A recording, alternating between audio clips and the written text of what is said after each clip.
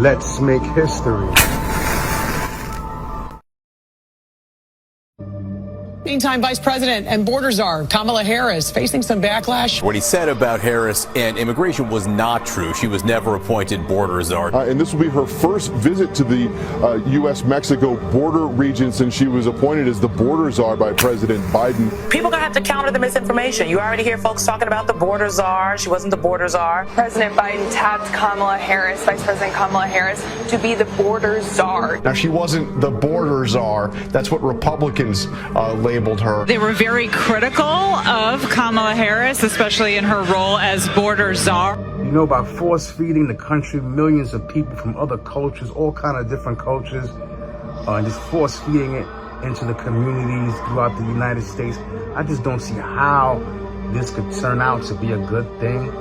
Democrats have come out blatantly and said they support this.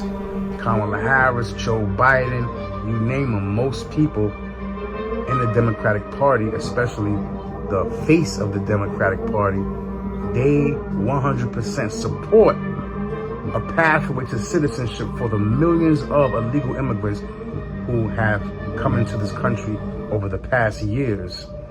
And the animosity and resentment is growing among people who came here legally, who went through the arduous process, the long process of coming here legally, doing it by the book. It's a smack in the face to them. And the resentment is growing. And then, to top it off, their tax money is going to help the process. It's going to these same people who disregarded the law, basically skipped the line, and now your tax money, that tax money could be used in so many other places. And this is going on around the country, but especially somewhere like New York City where the infrastructure is shabby at best. New York City needs that money in so many ways. And then you have so much graft here, stealing of money, redirecting of certain funds. They put to make it look good, to make it sound good.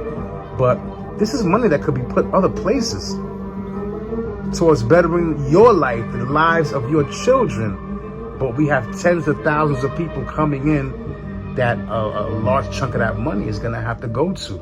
Do you think that's fair? That's not to mention jobs.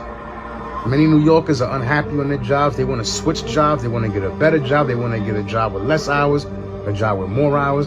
By putting tens of thousands of people illegally here, that puts a strain on the job market where it's already competitive, considering the 9 million people here in New York City that are already here. Then our leadership that we voted into office, Governor Hochul and Mayor Adams, are fighting to create a situation where these illegal immigrants can start working legally. How does that even make sense? But they are pushing for this. Again, this puts an extra burden on the back of New Yorkers. Do you think that's fair? Have a look at my video on the Tren de Aragua gang from Venezuela, who's the fastest growing gang in the world. They are now here in New York City. See, back in the early 2000s, most of the immigrants coming into New York City or the illegal immigrants rather, were from Mexico. Now, within the past, I would say 5 years, that is not the case. Now the principal place they're coming in is from Venezuela. Other countries too, Haiti, various African countries. You have Chinese, you have Arab, all sorts of people coming in. But now a large bulk are people from Venezuela, because when you look at what's going on there, they just 100% had a rigged election. The people voted in Edmundo Gonzalez, and yet the incumbent, Maduro, who has run that country in the hole, he refuses to give up power. Everyone knows that he did not get the majority of the vote. It was a landslide, but he still rigged it in his favor. There are riots right now in Venezuela as we speak. I think it's been about a week already out there. So more and more people are coming into the United States. Tren de Aragua gang is one of them. They are now here in New York City, a place which is already infested with Bloods, Crips, MS-13, which is also on a kind of illegal immigration as well. MS-13 has various Dominican gangs, Mexican gangs, Haitian gangs, Jamaican gangs. How do you think they're going to mess with now this new gang coming in? Do you think this could end well? Crime was decreasing pre-COVID. It's funny because when Trump came in, people figured things would be more chaotic. When you look at murders in New York City anyway, murders were down under Trump, almost at record lows. Then COVID came, everything skyrocketed.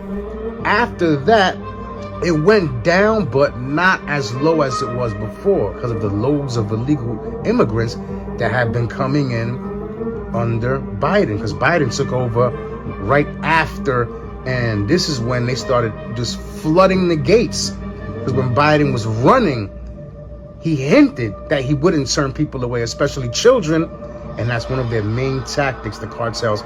They put the children in the forefront and get everyone else in that way, or kind of on the back end. And now they're saying that people are beginning to come through the northern border into the country. So we don't put a stop to this, then things can get much worse. Harris has already admitted that she wants to decriminalize illegal border crossings and make it give like someone like a fine or like a civil penalty. So that's opening the door further for people to skip the line and come into the country. We had a very spirited debate on this stage last night on the topic of decriminalization of the border. If you'd be so kind, raise your hand if you think it should be a civil offense rather than a crime to cross a border without documentation. Can we keep the hands up so we can see them? Trump is not against immigration. He's against illegal immigration and the whole ploy that the Democrats seem to be trying to do to get the upper hand as far as voting. It's another way to alter demographics, alter key demographics. It's a way to tamper with the census in some ways.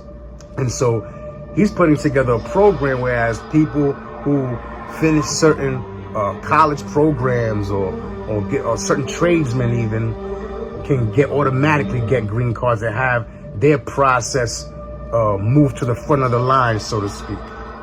So for decades, the topic of illegal immigration has been front and center in our politics. President after president, candidate after candidate pitched their ideas and policy plans to solve the crisis at the southern border, stop the illegal invasion into the U.S. At present, it's estimated there could be up to 30 million migrants in this country illegally. That's 10%, folks, 10%. For years, ever since I can remember, politicians promised to solve this. Well, 5 years ago, in 2019, one side of the problem was all but fixed. As soon as the election was over and Biden and Harris were sworn into office on January 7th, 2020, take a look at what happened. They immediately canceled the agreement Trump made with Mexico for catch and release in Mexico, where if you're caught illegally entering the southern border, you're immediately sent back across the border and released back into Mexico, where you wait.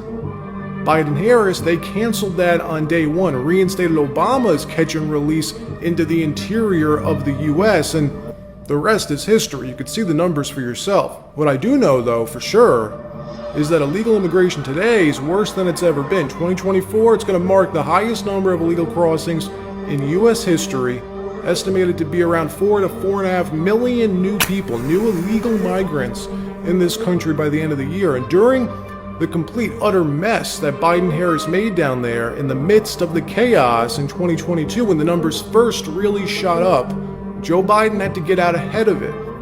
He had to try to appear like he was doing something to fix it. So what did he do? He tasked his vice president to solve the problem, crowning Kamala Harris.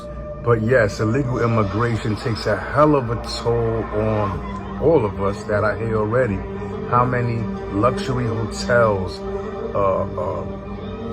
just facilities in general that have pretty much been ruined. The chaos around these things, they're overcrowded. The migrants have been forming tent cities sometimes around them, under the overpasses. And this affects the way of life of the tax-paying residents that live in these areas. That's why now you have places several places in New York City where residents are actually protesting the building of new migrant shelters and transforming older facilities into migrant shelters. People are protesting this now. They've had enough. Leave your thoughts in the comments. Don't forget to hit that like button. Subscribe to Will Flores TV on YouTube. Follow me on Instagram, TikTok, and X.